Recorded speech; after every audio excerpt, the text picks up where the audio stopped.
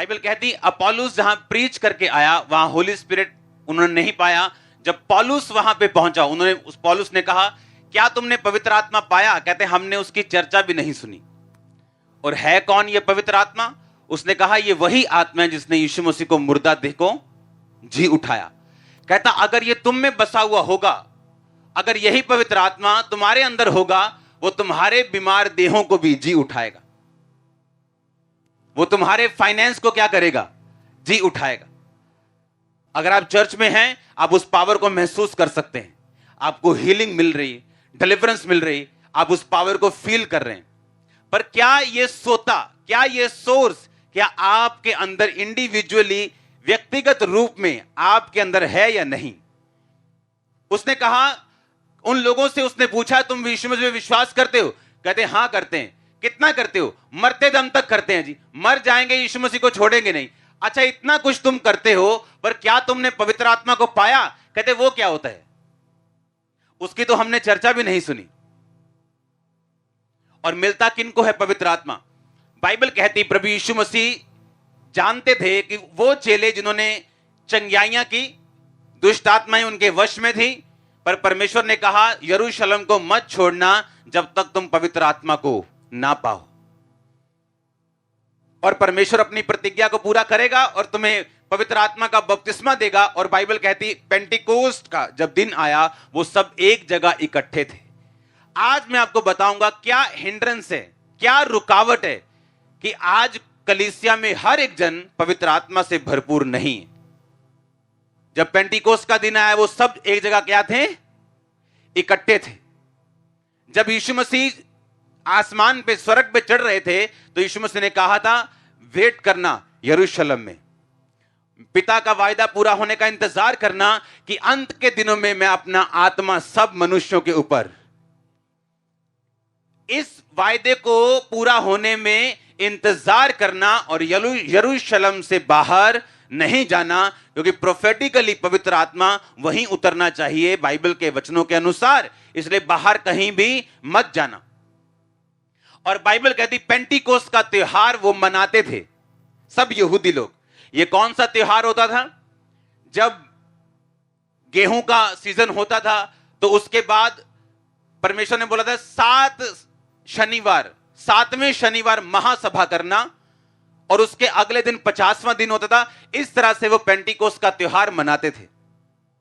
और समझने वाली बात यह है कि ये सब लोग यहूदी थे, पुराने नियम वाले यहूदी, जिनसे परमेश्वर ने कहा था यरूशलेम के बाहर मत जाना। ये यहूदी लोग थे और ये 500 लोग थे जिनसे परमेश्वर ने बात की थी। पर जब ये 500 लोग यरूशलेम में गए और रोज प्रार्थना करके इंतजार कर रहे थे, धीरे धीरे लोग कम होते गए, क्योंकि लोगों में आज पेशेंस नहीं। और कितने रह गए फिर? 120। और आप जानते पवित्र आत्मा किन पर उतरा? जो लोग पेंटिकोस्ट का त्योहार नहीं मना रहे थे, ये उन पे उतरा। तो हम ये नहीं कह सकते कि हम पेंटिकोस्टल हैं, क्योंकि वो लोग जो पेंटिकोस्ट का त्योहार नहीं मना रहे थे वो कमरे में प्रार्थना कर रहे थे। और जो लोग ये समझ रहे थे कि परमेश्वर तो हमारी जेब में है, हम तो जन्मे ही क्रिश्चियन हैं, हम तो परमेश्वर के दाएं हाथ खड़े हैं, वो तो हर बात हमसे पूछ के करता है, वो बाहर थे आत्मा के बिना। और ये सोच रहे थे कि परमेश्वर हमारे साथ है। और जो लोग त्योहार नहीं मना रहे थे, जबकि बाइबल के अनुसार वो पेंटिकोस्ट का त्योहार मनाना चाहिए था उनको, पर उनको अब मालूम था कि अब हमें रिलीजियस स्पिरिट से नहीं, हमें होली स्पिरिट से चलना है। रिलीजियस स्पिरिट क्या होती? रिलीजियस स्पिरिट ये आज कलीसिया में एक रुकावट है।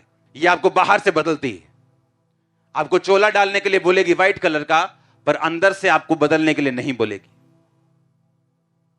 बड़ा क्रॉस आपके पेट पे लटकना चाहिए, पर अंदर क्रॉस हो चाहे ना हो। विरोध करना आत्मा के लोगों का, ये रिलीजियस स्पिरिट है। और रिलीजियस स्पिरिट जो थी वो लोगों को बांध करते थे, सदूकी और फरीसी लोग, कि चेलों के साथ नहीं मिलना, नहीं तो आराधनालय से निकाल देंगे। अगर चेलों के पास गए ना तो चर्च से छुट्टी कर देंगे, तुम्हारी नाम काट देंगे तुम्हारा। और इन लोगों के ऊपर होली स्पिरिट नहीं था।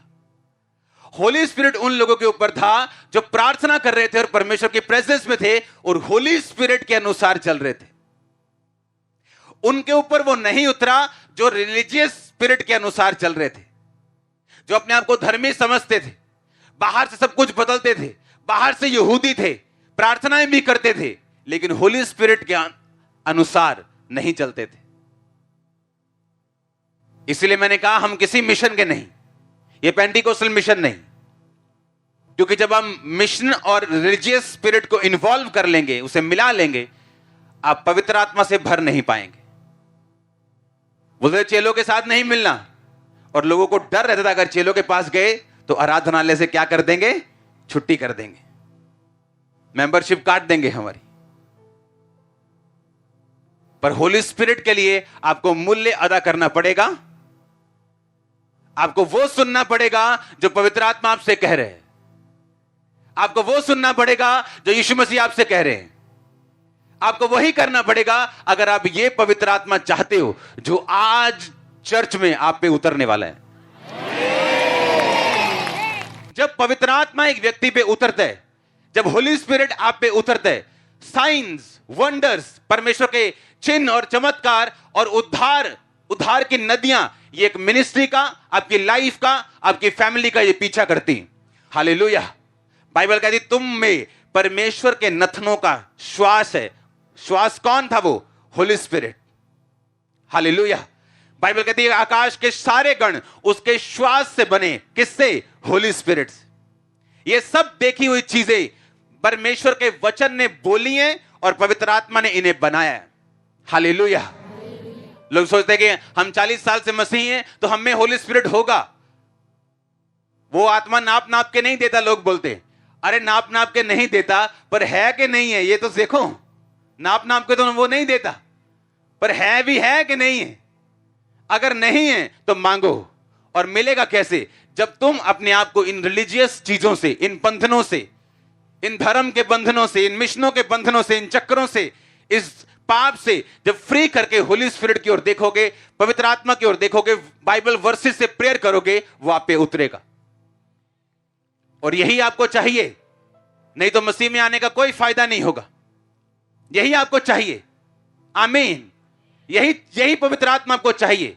यही आपके घर को बदलेगा, यही आपके फाइनेंस को बदलने वाला है, आपके शरीर को जिंदा यही करेगा। बाइबल कहती है वो आपके लिए लोगों को खड़ा करेगा, आपके रास्तों को साफ करेगा, आने वाली मुसीबत से बचाएगा, नए इवेंट्स को अनफोल्ड करेगा, नई चीजों को आपकी जिंदगी में लेके आएगा। और इन सब चीजों को पाने से पहले आपको मुक्त होना पड़ेगा सब बंधनों से। आमीन। ऊंचाई आशीष आपकी चर्च। हालेलुया। जोर से बोलो हालेलुया।